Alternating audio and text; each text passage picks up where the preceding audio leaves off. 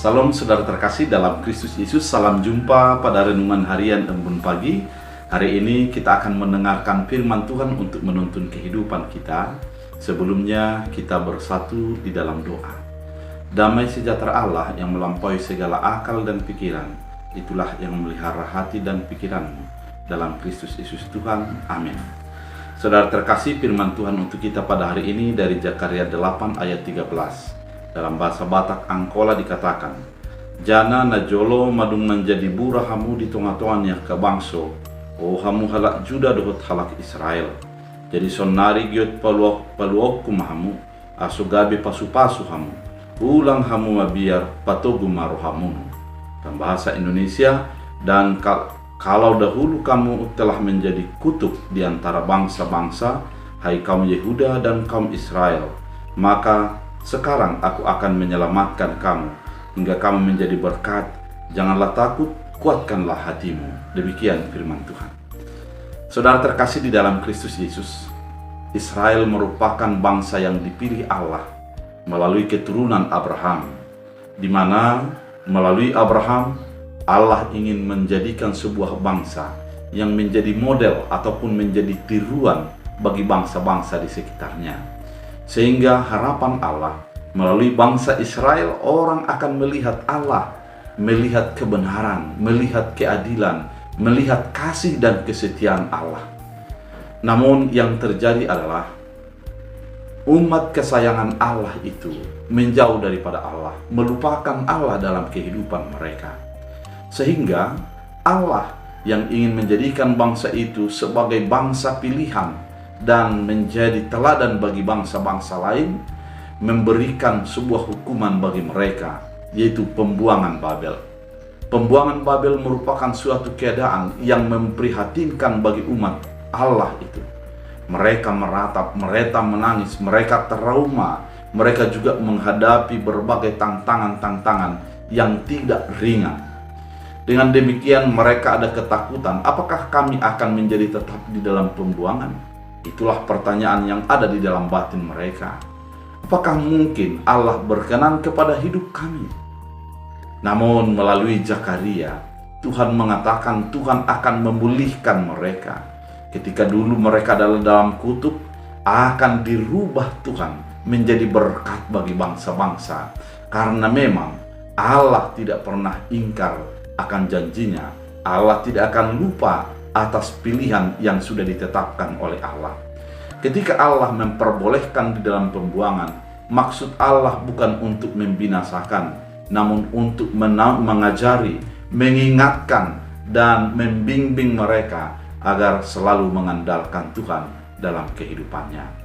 Saudara terkasih di dalam Kristus Yesus, gambaran keadaan itu, itulah gambaran umat Allah hingga pada saat ini. Terkadang umat yang dikasihi oleh Allah itu merasa terbuang, merasa jauh daripada Allah. Ketika berdoa memohon kepada Allah, namun dirasakan manfaat daripada atau jawaban daripada doa itu begitu jauh daripada sebuah kenyataan. Sehingga orang-orang percaya banyak meratap mengatakan, di manakah Allah di dalam kehidupan yang saya alami? Ada orang yang sakit, dan ketika dia berobat tidak sembuh-sembuh dan menanyakan, di manakah Allah di dalam penyakit yang saya alami? Ada orang yang bergumur di dalam rumah tangga, ada konflik antara suami istri, ada konflik antar bersaudara, dan berdoa kepada Tuhan agar dipulihkan, namun terasa jauh atas jawaban doa. Saudara terkasih, perlu untuk mengoreksi diri sebagaimana bangsa Israel mengoreksi diri dan semakin dekat dengan Allah. Pergumulan bukan menjadi menjauhkan dari Allah, namun akan mendekatkan kita kepada Allah. Apa yang kita lakukan bukan menjadikan, apa yang kita alami bukan menjadikan kita lupa akan Allah, namun akan semakin dekat dengan Allah yang begitu baik itu. Saudara terkasih di dalam Kristus Yesus, firman Tuhan yang begitu indah ini menuntun kita, mengingatkan kita agar mengandalkan Tuhan di dalam kehidupan kita.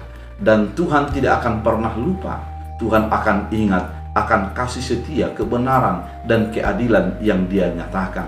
Tuhan ingin agar melalui orang-orang percaya orang lain di sekitar kita akan mengenal kasih Tuhan, akan mengenal kebenaran Tuhan, akan mengenal penyertaan dan tuntunan Tuhan dalam kehidupan kita. Oleh karena itu, ketika kita di dalam sebuah beban yang berat, mari lihat kepada Tuhan, bersandar kepada kebenaran dan keadilannya. Jangan bersandar kepada keinginan dan hawa nafsu kita, termasuk jangan bersandar kepada ambisi dan pikiran-pikiran kita. Karena Tuhan memiliki sebuah rancangan yang begitu indah dalam kehidupan umat kesayangannya, agar umat kesayangannya ini menjadi menampilkan kebenaran dan keadilan Allah. Saudara terkasih di dalam Kristus Yesus, apapun yang engkau alami pada saat ini, sadari ada Tuhan yang ingin memakai Anda di dalam sebuah pernyataan Allah melalui kehidupan yang engkau alami. Mungkin itu merupakan sebuah pemahaman yang begitu membingungkan bagi kita.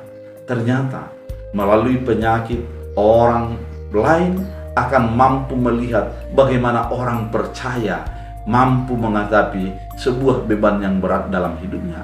Melalui persoalan-persoalan hidup yang terjadi dalam kehidupan kita, Allah ingin bermaksud bagaimana agar orang lain melihat orang percaya menghadapi masalah-masalah yang terjadi di dalam kehidupannya. Melalui kegagalan-kegagalan, ternyata Tuhan mau menunjukkan bagaimana kita sebagai orang percaya beriman teguh di dalam persoalan yang kita hadapi.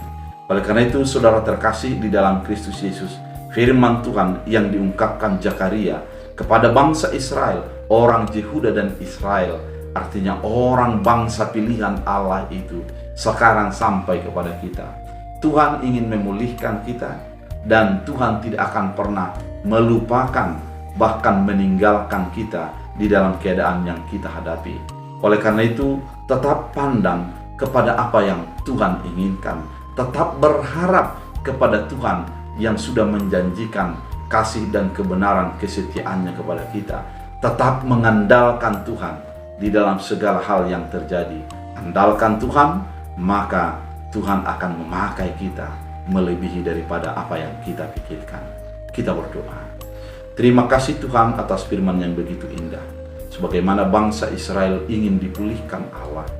Oleh karena itu, biarlah kami dalam kehidupan kami, Tuhan memulihkan. Yang sakit Engkau sembuhkan, di dalam tempat tidurnya Engkau kuatkan melalui kasih setia daripada Tuhan. Yang bergumul memiliki beban berat, biarlah Tuhan turut campur tangan memberikan jalan keluar.